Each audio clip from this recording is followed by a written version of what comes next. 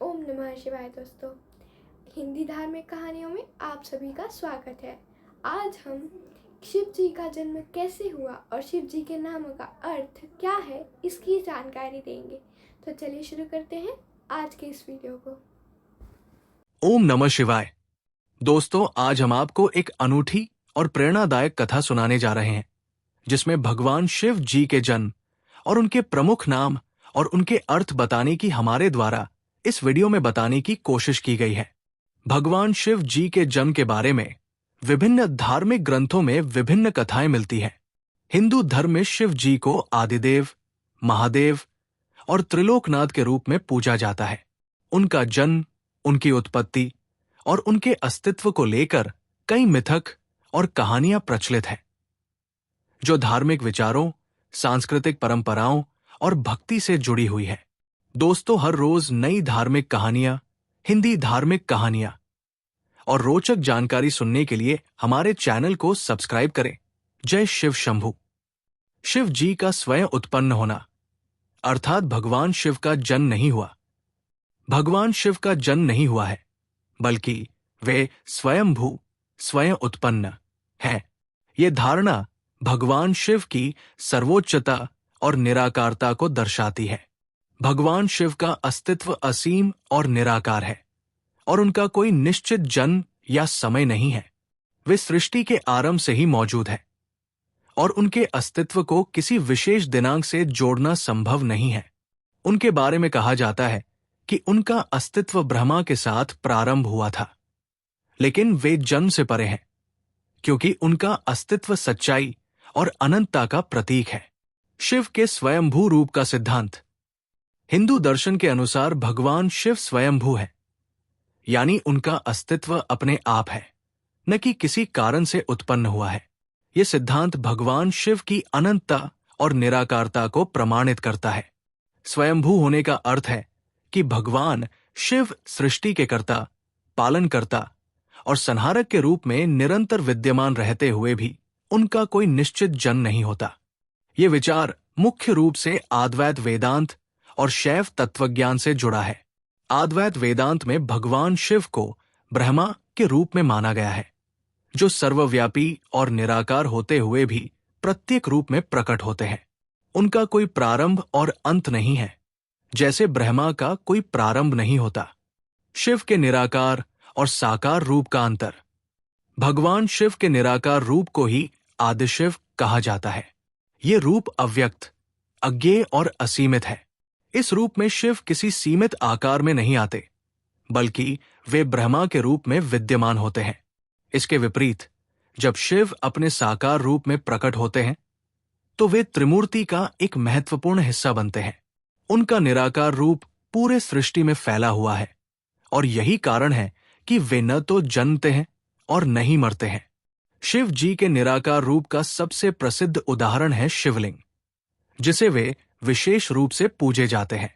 शिवलिंग को उनके अनंत रूप के प्रतीक के रूप में देखा जाता है। शिव की अराजकता और नियंत्रण। भगवान शिव का कोई जन्म नहीं है और वे ब्रह्मा के रचनात्मक कार्य और विष्णु के पालन से अलग एक स्वतंत्र सत्ता है।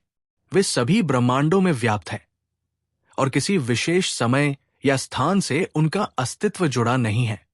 वे साकार रूप में जब प्रकट होते हैं तो वे शिवलिंग के रूप में दिखाई देते हैं, जो उनके अनंत और निराकार रूप का प्रतीक है। शिव की उपासना, उनके निराकार रूप का महत्व। शिव के निराकार रूप की पूजा एक गहरी धार्मिक और आध्यात्मिक प्रक्रिया है। उनका निराकार रूप मानवीय अनुभवों से परे है और उसे समझने के लिए साधना की आवश्यकता होती है। शिव की उपासना करते समय भक्त उनके निराकार रूप में उनके साथ एकता का अनुभव करते हैं और इस माध्यम से मोक्ष की प्राप्ति का प्रयास करते हैं। निराकार रूप में शिव की पूजा का मुख्य उद्देश्य ये समझाना है कि भगवान शिव का कोई निश्चित आकार या रूप नहीं है, बल्कि वे प्रत्येक स्थान और काल में उपस्थित है। उनकी उपासना के द्वारा भक्त अपनी आत्मा से भगवान शिव से जुड़कर आत्म साक्षात्कार और मुक्ति प्राप्त कर सकते हैं। भगवान शिव के अदृश्य रूप की महिमा। भगवान शिव का अदृश्य रूप उनके अत्यंत रहस्यमय और अनंत स्वरूप को दर्शाता है। वे स्वयं इस ब्रह्मांड के कर्ता, पालक और संहारक हैं, और इन कार्यों के लिए उन्हें किसी विशिष्ट रूप में उत्पन्न होने की आवश्यकता नहीं है। उनका अस्तित्व निराकार, अपार और सशक्त है। यही कारण है कि उन्हें महादेव, सर्वश्रेष्ठ देवता और रुद्र, उग्र रूप के रूप में पूजा जाता है। यह विचार भी दर्शाता है कि भगवान शिव का जन्म समय और स्थान से मुक्त है और वो अनंत, अज्ञेय और शाश्वत है। शिव जी की उत्पत्ति से संबंधित पौराणिक कथाएं। शिव का अवतार लिंग रूप में उत्पत्ति। एक प्रमुख कथा के अनुसार भगवान शिव का जन्म लिंग रूप में हुआ। पुराणों में वर्णित है कि एक समय देवताओं और असुरों के बीच युद्ध हो रहा था। इस युद्ध के दौरान ब्रह्मा और विष्णु दोनों ने ये निर्णय लिया कि वे भगवान शिव का रूप लेकर इस युद्ध को समाप्त करेंगे। उन्होंने भगवान शिव के लिंग रूप को देखा, जो असीम था। ये लिंग रूप ही भगवान शिव के निराकार रूप का प्रतीक था। शिव का उत्पत्ति स्थल हिमालय में। कई पुराणों में यह वर्णित है कि भगवान शिव का प्रकट रूप हिमालय पर्वत में हुआ था। उन्हें हिमालय के राजा ने अपनी पुत्री पार्वती के लिए वर के रूप में देखा और उनकी पूजा करने लगे। पार्वती से विवाह और पुत्र उत्पत्ति।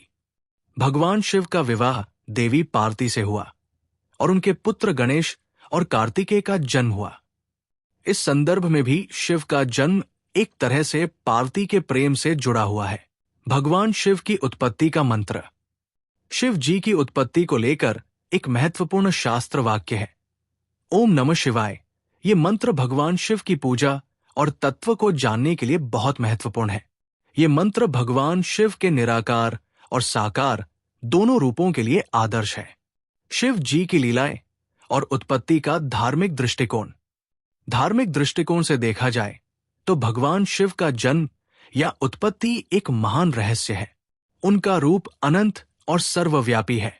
भगवान शिव का जन्म स्वयं एक तात्विक प्रक्रिया है जो समय और स्थान के परे है। उनका अस्तित्व ब्रह्मा, विष्णु और महेश के त्रिमूर्ति के रूप में दिखाया जाता है, जिसमें महेश, शिव का कार्य संहार और पुनः सृजन का है।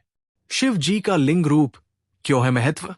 भगवान शिव का लिंग रूप अद्वितीय है और ये अनंत शक्ति और शक्ति के प्रतीक के रूप में माना जाता है। लिंग रूप को भगवान शिव का निराकार रूप माना जाता है। ये रूप उनकी सशक्तता, पवित्रता और समग्रता को दर्शाता है। शिव जी की पूजा महाशिवरात्रि।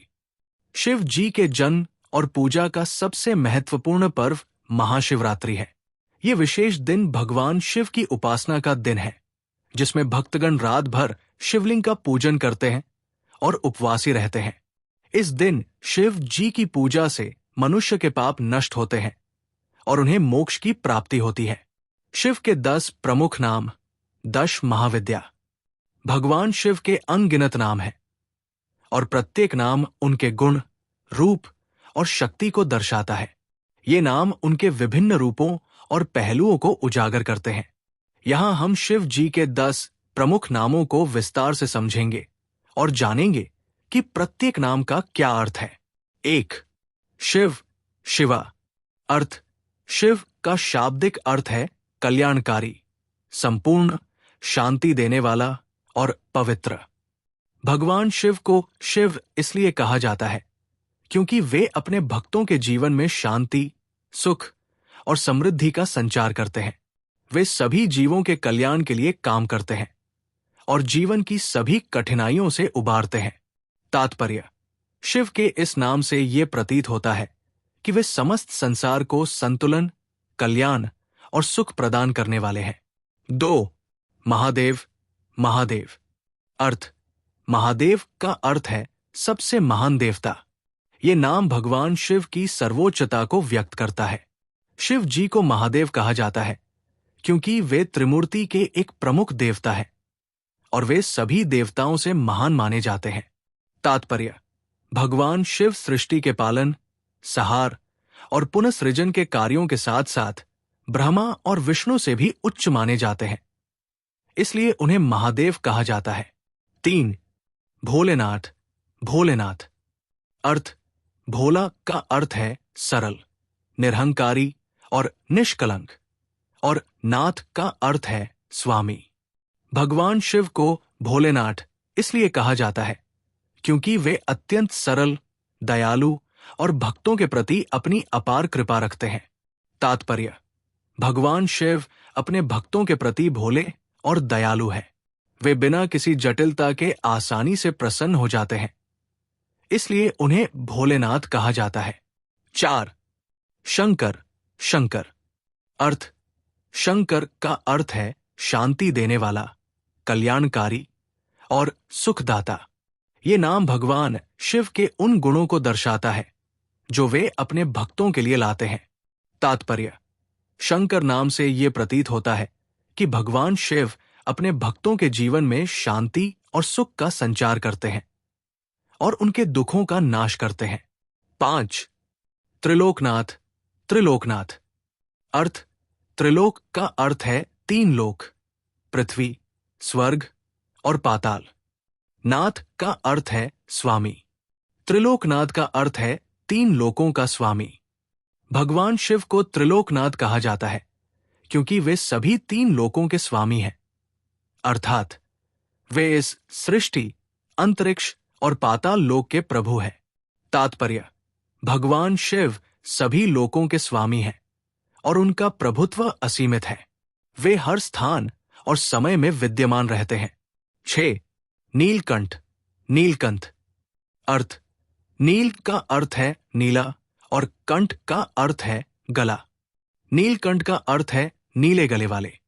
ये नाम भगवान शिव को उस घटना से जुड़ा हुआ है जब उन्होंने समुद्र मंथन से निकले विष को पिया था, जिसके कारण उनका गला नीला हो गया। तात्पर्य: भगवान शिव अपने भक्तों की भलाई के लिए हर प्रकार के कष्ट को सहन करते हैं।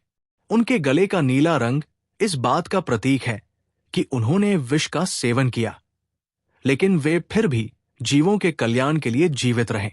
7. शर्व, शार्व। अर्थ: शर्व का अर्थ है दुखों को हरने वाला। ये नाम भगवान शिव के उग्र रूप को दर्शाता है, जिसमें वे शत्रुओं का नाश और दुखों को समाप्त करते हैं। तात्पर्य: भगवान शिव शर्व के रूप में अपने भक्तों के शत्रुओं को नष्ट करते हैं और उनके जीवन से दुखों को दूर करते हैं। 8.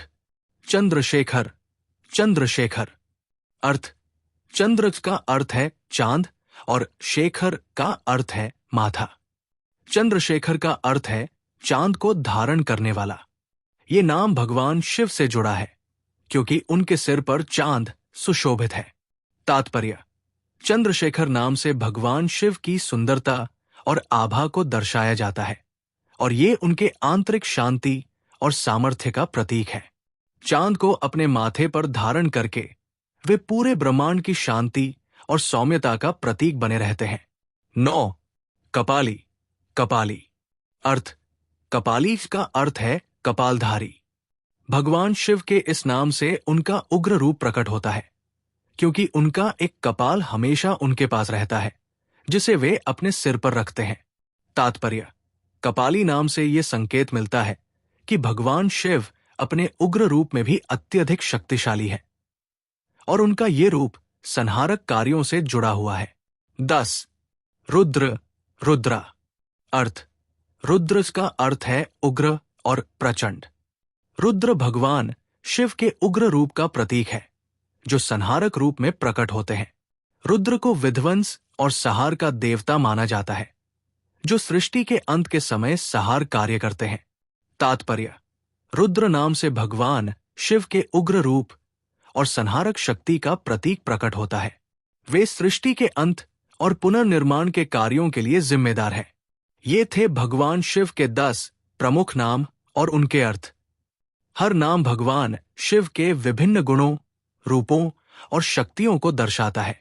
इन नामों के माध्यम से शिव जी की महिमा और उनकी शक्ति को समझा जा सकता है। कमेंट में हर हर महादेव, जय श्री गणेश जरूर लिखें और ये स्टोरी ज्यादा से ज्यादा लोगों को शेयर करें। दोस्तों, यह थी हमारी शिव जी के जन्म की कहानी। अगर आपको ये वीडियो अच्छा लगे तो इस वीडियो को लाइक कीजिए, शेयर कीजिए, सब्सक्राइब कीजिए और बेल आइकन को प्रेस करना न भूलें ताकि आप हमारी सारी रोचक धार्मिक कहानियाँ देख सकें। ओम नमः शिवाय।